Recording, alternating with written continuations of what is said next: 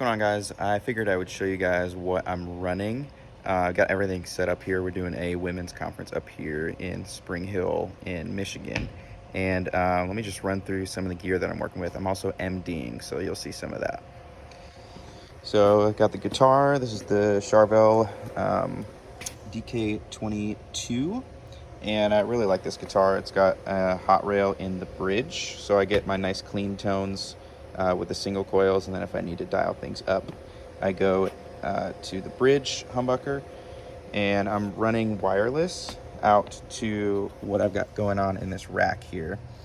So this is where I'm running all my tracks. I'm running Multitracks playback. I really feel like they upped their game, and honestly, I don't really feel like we need, especially for this worship environment that we're in, we're pretty much doing standard arrangements, and sometimes we'll add something, but like we don't really need Ableton to achieve what we need to achieve. There's a lot of cool extra like MIDI functions that they have come up with, and it's really handy.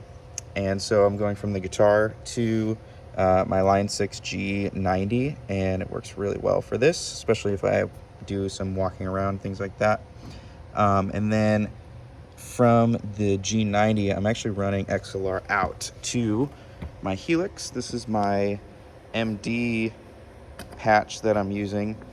And I do sacrifice a lot of the stomp switches, but I'm really thinking about how do I direct the band more so than, getting all the different little tones and things out. So I have this snapshot mode. I've got a normal, which is a little bit more dry, reverb, extra delay, a solo button if I want to boost myself in the mix, and then maybe boost a little bit of compression, and then a swells snapshot.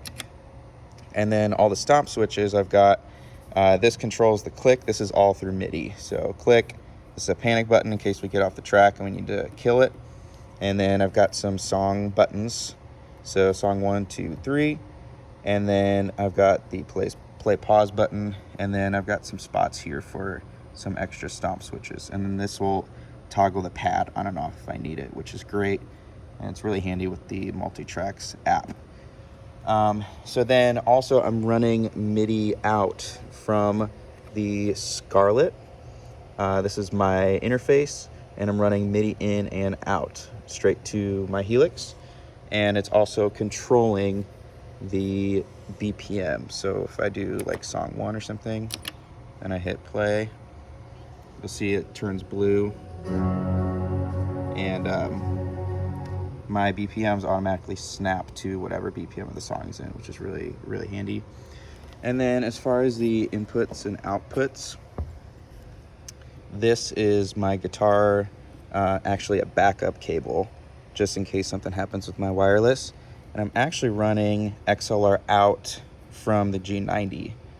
And so I'm doing that and running into the mic input. And then I just have it set here to the mic input. And then you could do some adjustments there. And then I'm doing main, left and right out, stereo. And then here are my MIDI ins and outs.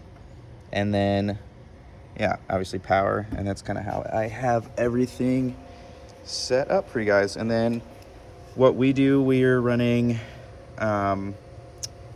click and guide in 1, and then we have bass separated out in 2, and then we have everything else in 3 and 4. So this might be a little bit too overkill of what we're doing with this multiple outputs, but we mainly run, we're not running with a bass player this weekend, so we need to have bass signaled out, so that they have control over it at the board. So yep, and then this is just a power strip that I use, and I plug everything through here, including the computer.